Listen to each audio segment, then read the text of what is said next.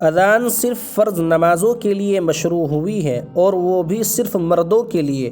عورتوں کے لیے اذان و اقامت نہیں ہے، خواہ وہ نماز باجماعت ہی کیوں نہ پڑھے۔ اور اس سلسلے میں یہ بات بھی یاد رکھیں، جس طرح وقت کے اندر ادا کی جانے والی نمازوں کے لیے اذان مسنون ہے اور اذان دی جاتی ہے، اسی طرح قضا کے لیے بھی اذان سنت ہے۔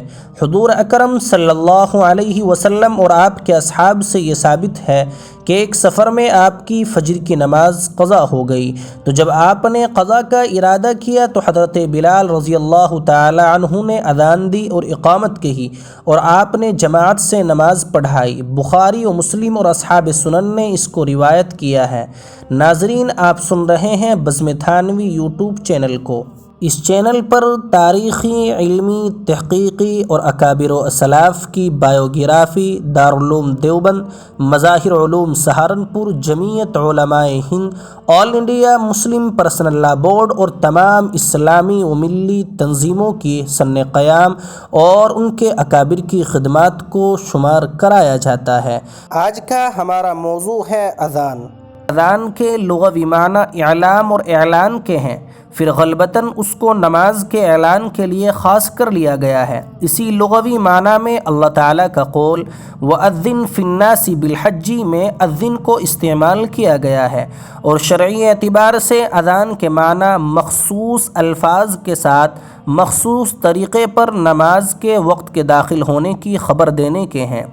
حضرت ملا علی قاری رحمۃ اللہ علیہ نے مشروعیت اذان کے بارے میں دو قول نقل فرمائے ہیں، ایک ہجری کا اور دوسرا 2 ہجری کا، یعنی اذان کی ابتدا مذہب اسلام میں 1 ہجری یا 2 ہجری میں ہوئی ہے، اور دوسرے قول کو ہی راجح قرار دیا ہے، کیونکہ حضرت ابن سعد نے نافع ابن جبیر، عروہ ابن زبیر اور سعد ابن المسیب رحمہم اللہ سے روایت کی ہے۔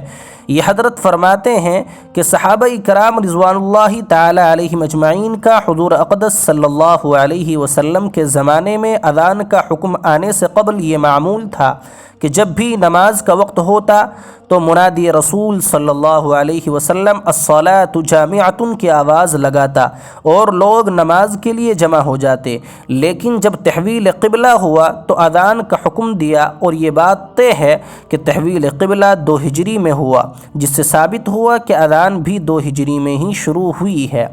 اذان کی مشروعیت کا مختصر قصہ یہ ہے کہ جب ہجرت کے بعد لوگ کثیر تعداد میں اسلام میں داخل ہونے لگے اور مختلف طبقات کے لوگ جوق در جوق اسلام میں داخل ہونے لگے، تو اس بات کی ضرورت پیش آئی کہ نماز کا وقت آنے اور جماعت قائم ہونے کی اطلاع اس طور پر دی جائے کہ قریب و دور کے لوگ مسجد میں وقت پر جمع ہو سکے۔ لہذا صحابہ رضوان اللہ علیہم اجمعین نے اس بارے میں مشورہ کیا۔ کسی نے رائے دی کہ یہود کی طرح سنک بجایا جائے، کسی نے آگ جلانے کا مشورہ دیا، لیکن آپ صلی اللہ علیہ وسلم نے اس کو تشبہ کی بنا پر ناپسند فرمایا۔ اسی درمیان حضرت عبداللہ ابن زبیر رضی اللہ تعالی عنہ نے، ایک روایت کے اندر عبداللہ ابن زبیر کی بات ہے اور ایک روایت کے اندر عبداللہ ابن زید انصاری کی بات ہے، ان حضرات نے خواب دیکھا، خواب میں دیکھا کہ ایک شخص ناقوس لیے جا رہا ہے۔ حضرت عبداللہ رضی اللہ تعالی عنہ نے اس سے کہا کہ یہ ناقوس مجھے دے دیجئے۔ اس نے کہا کہ اس کا کیا کرو گے؟ تو حضرت عبداللہ نے کہا کہ ہم اسے بجا کر لوگوں کو نماز کے لیے جمع کریں گے۔ تو اس شخص نے، جو کہ اصل میں فرشتہ تھا، کہا کہ کیا میں تمہیں اس سے بہتر طریقہ نہ بتاؤں؟ تو حضرت عبداللہ نے فرمایا حضرت بتلائیے۔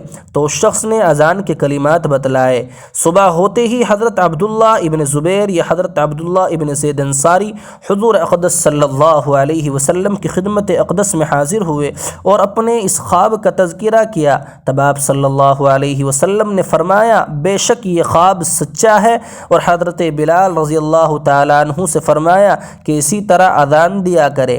پھر حضرت عمر رضی اللہ تعالیٰ عنہ نے بھی عرض کیا کہ یا رسول اللہ، میں نے بھی ایسا ہی خواب دیکھا ہے۔